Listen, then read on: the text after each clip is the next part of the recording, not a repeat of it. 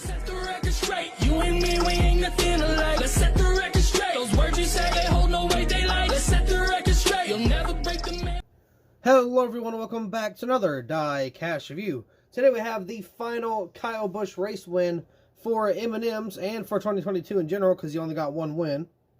This is the Bristol Dirt race win. Now, he actually, I'm not going to say he didn't deserve to win this, but it's kind of like a Bowman situation in Pocono back in 2021.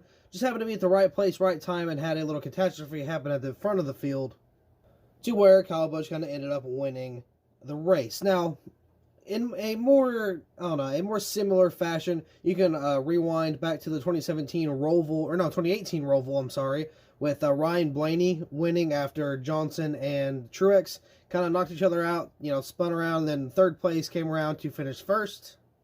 That is exactly what happened. I don't remember who was 1 and 2. I know Briscoe was one of them. I want to say Reddick was the other one.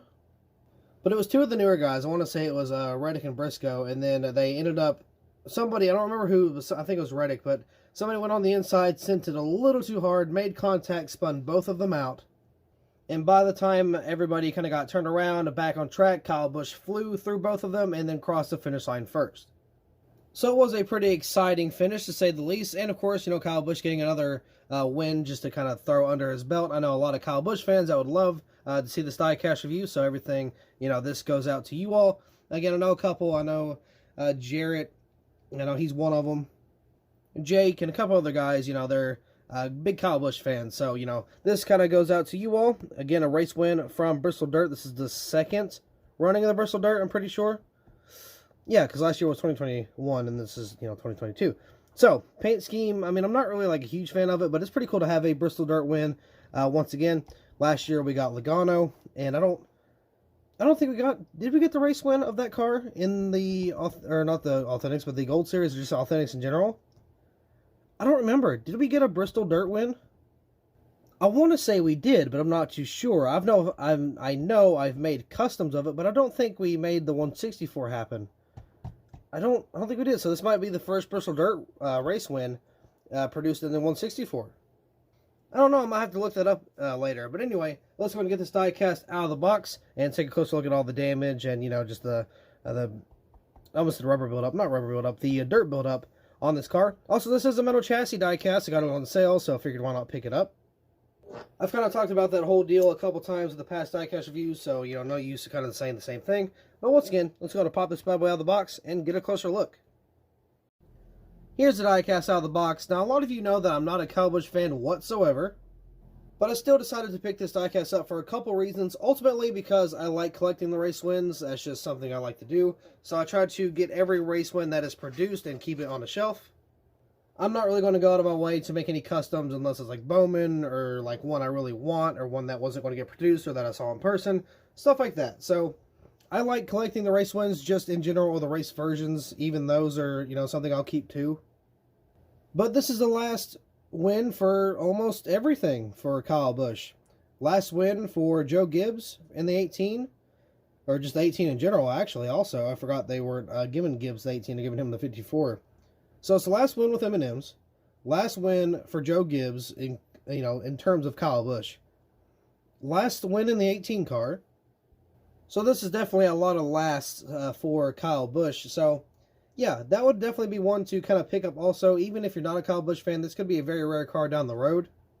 Because Joe Gibbs being as big as they are, Kyle Busch being as big as he is in the 18, that he made that number very famous. I know he's not the only one that made the 18 famous, but Kyle Busch is the most recent. He's been driving for Joe Gibbs for years. Has 2 championships with him. A whole bunch of stuff going on there. So, even if you're not a Kyle Busch fan or a Bristol Dirt fan, I would still pick it up because, again, this might be one of the more rare race wins down the line. It will not surprise me in the slightest. So, let's go and take a look at the Diecast here. This is the Crunchy Cookie paint scheme. So, on the hood here, we got the red. Okay, you can see the interior. Yeah, the interior of the M&M there. You can see the little inside of it, so it's like an airy type cookie filling. So, I got the M&Ms there. Red, blue, and green. Got some raceware along the front. Not a whole lot, but you can see some up there.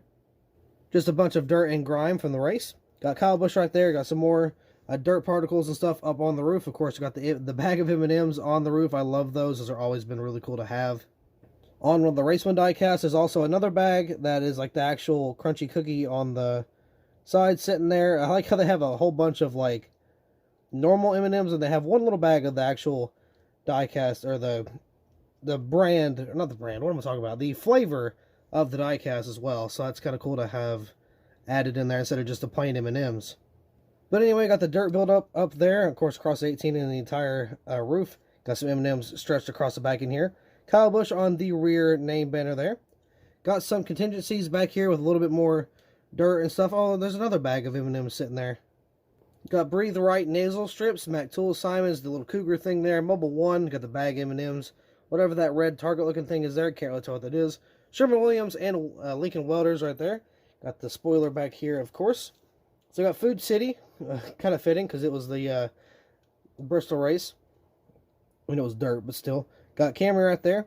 Got TRD. It looks like we got a little bit of a it's like a decal. What's going on there? Looks like a little mishap. I can't tell if that's like just a decal wrap issue or if that's like kind of hanging off. It looks to be some sort of like decal issue. I don't know. Got a little bit going on there.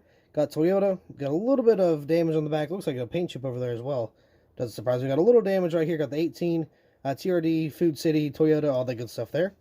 On this side, we got Interstate Batteries ream with a little bit of damage. Not a whole lot, but there's some on that wheel well back here. Underneath the Interstate Batteries, got the Crunchy Cookie right there. DeWalt. Of course, got Rowdy. Toyota, Joe Gibbs, Snickers. Can't tell what that one is. Skittles, Pedigree, and something else down there. Got got an M&M dude kind of holding a cookie, and it looks very crispy, aka crispy cookie, I'm assuming. And got a little bit of a donut mark down there as well. You can see got a very detailed, oh, there's another paint chip going on there. That's nice. Got a very detailed exhaust look right there. That looks really good. I got the 18, a little bit of a crinkle looks like. I got the NASCAR race car logo. Goodyear got a little bit of the wrapping around that wheel well. Didn't really go through all the way. But I mean, that's really nothing. I can always take care of that myself. See on the front end here, got the 18 covered in dirt. Looks like got some more, almost a decal damage. More paint chips, or decal chips. Pretty interesting. Got Sunoco. The front end here, Joe Gibbs. Got the Sunoco over there again. Very, very dirty front end here. I'll kind of zoom in on that so you can really see the dirt and grime going on. You can see just all the way across the front. It's pretty dirtied up. Even got a little bit of buildup on the grill right there. Got Camry. Got some more buildup just all the way around. A little bit of damage right there on that front wheel part there. Got some more of that decal that didn't really go around very nice. But again, I can take care of that. Get a little more race wear, just rubber buildup, or dirt buildup down the side. Got the green M&M on this side holding the cookie. And the other M&M. Yeah, that's pretty much it. Got a little bit more race wear down there. And a little bit just rubber buildup. But I mean, other than that, that's pretty much all we got for this specific diecast here. I will flip it over, though, to show you the underneath. Because it is a metal chassis, I mean, it's just metal. There's nothing really... Ooh, is that decaled underneath, too?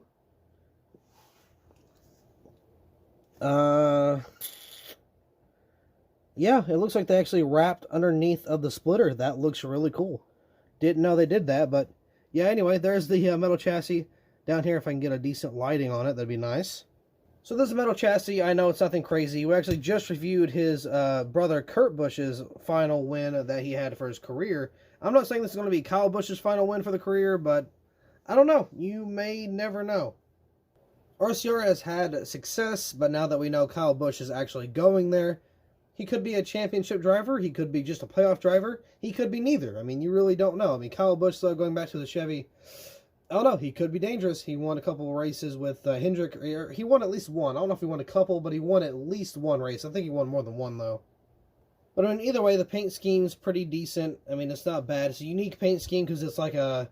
It's not, maybe not a one-off. I don't know if this is the first or only race he did with this paint scheme, but it's a...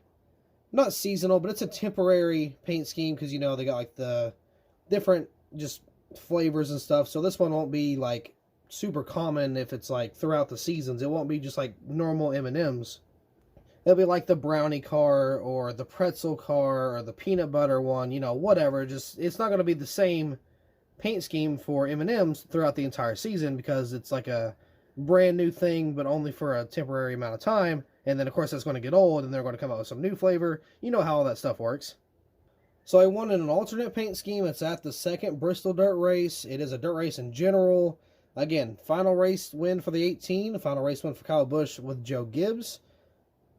You never know. It could be the very final race win for Kyle Busch in general. But only Father Time will tell us about that later on. But with that being said, I do believe that'll be all for this diecast review. So thank you all so much for watching. I hope you all enjoyed, and I'll see you in the next video.